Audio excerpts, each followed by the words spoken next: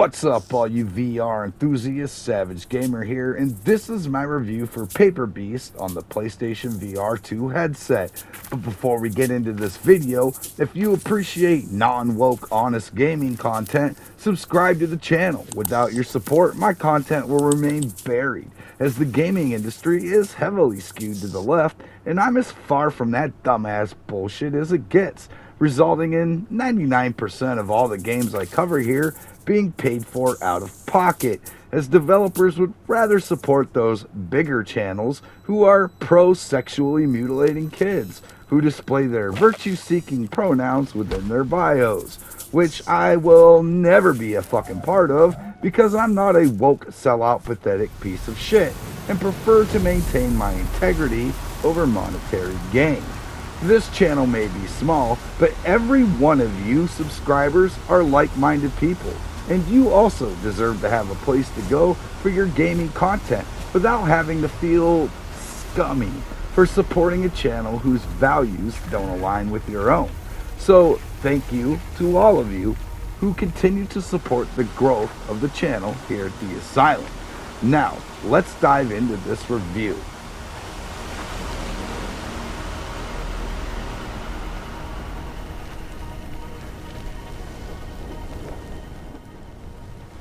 Paper Beast debuted on PlayStation VR1 originally and is available on PSVR2 for a $5 upgrade fee, adding a few improved features such as haptic inclusion and 90 frames per second reprojected. Now, I'll be honest, I was really hyped for Paper Beast on its original PSVR1 release. However, it sort of just fell flat for me. I played it for about 20 minutes, got stuck at a point, didn't really like the controls, and just never played it again. It was kind of neat, but really just did not hold my interest or attention. So I'm very shocked and pleased to announce that this was not the case for me this time on PSVR 2.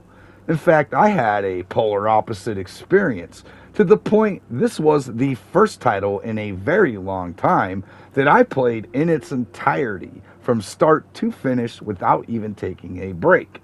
I was absolutely captivated within its visual conception, vibrant color palette, and intricate puzzles, with each accomplishment leaving me hungry for more, wanting to tackle the next challenge or see what new creatures I may encounter and how I'd be able to interact with them.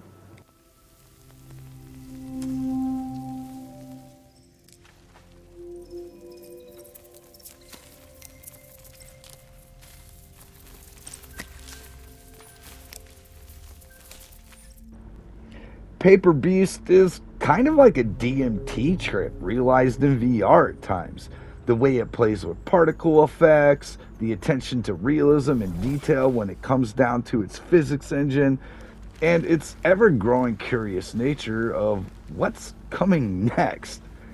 Which leads me to its one downside for me personally, that being this game fails to inform the player on literally everything going on. You are essentially left to figure everything out yourself, which I myself feel am fairly intelligent. With that said, there were moments when I wasted, 10 minutes or so not understanding what was expected of me, only to accidentally stumble upon the tool needed to uncover the answer, but with no understanding on what the tool does until I again accidentally figured it out. So I can see this possibly being a bit frustrating to some, or maybe even downright impossible for others, where some, such as myself, may struggle just a bit here and there, and others might simply breeze right through it. I think a bit of anecdotal advisory could have benefited the game, or an optional hints section for when you inevitably become stuck, unsure of what the fuck to do. And another small gripe is, as the player, there were never any dangers or risks for me when predators, and I don't mean the the kids drag queen story time groomer type predators, I mean the animal type. Anyway, when predators were present, they never imposed any risk to me. I think a small element of danger could have made it feel that there was more at stake here.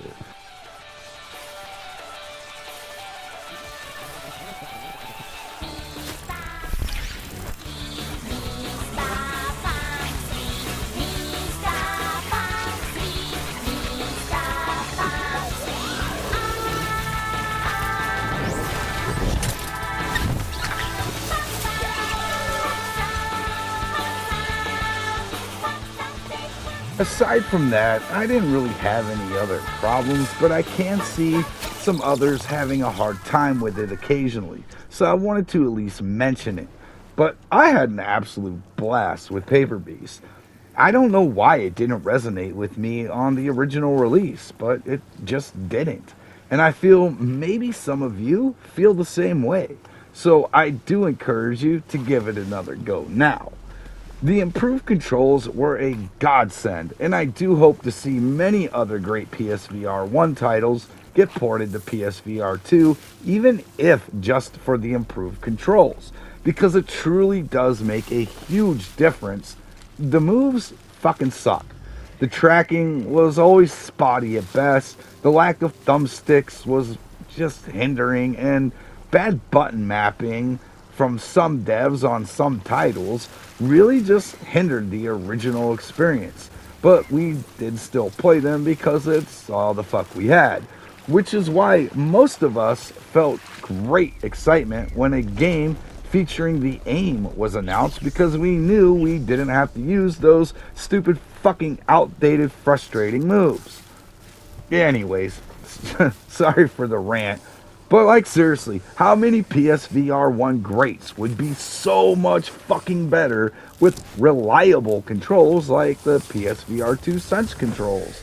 It could breathe new life into games that we loved from PSVR1 but stopped playing because of its god-awful fucking going back to move controls. You know, especially after PSVR2 showed us so much better. But oh yeah, Paper Beast. Stay on track, Savage. So yeah, I mean, it's a unique artistic acid trip realized that you get to play in VR while remaining sober, yeah, if that's what you choose to do. After you complete the main campaign, you also have access to a sandbox mode, where it's essentially a godlike game where you can manipulate the terrain and the animals however you choose. Full disclosure here, I've never played the sandbox mode. I do intend to, I just haven't yet. You know, I've had a lot of fun with the campaign and just torturing the creatures and changing the terrain around, so I will get to it eventually. All in all, I really enjoyed Paper Beast's PSVR2 port, and I can safely recommend it to you if you are on the fence about it and anything you saw or heard in this review was appealing to you on some level. So, with all that said, I'm probably going to give Paper Beast a 7.5 out of 10. I do feel not offering some narrative story or any dialogue at all aside from Korean K-pop songs and otherworldly squeaks and chirps from the creatures was a bit of a miss. Like, why am I here? What is this place? What am I doing and why am I doing it? All questions that I still have even after completing it. I'd have loved to know more about this incredibly unique world and how it came to be, its lore, or why I've been dragged into it. But I think this is one that you should let yourself drag into as well. Perhaps it's more of a self-made journey and you'll interpret it differently than I don't know. But anyways, that's gonna do it for this one. I thank you for watching. If you enjoyed this video, make sure to hit like so that others know my content doesn't completely fucking suck, and make sure to subscribe. And until next time, have fun, stay savage, and keep gaming. I'm out, y'all. Peace.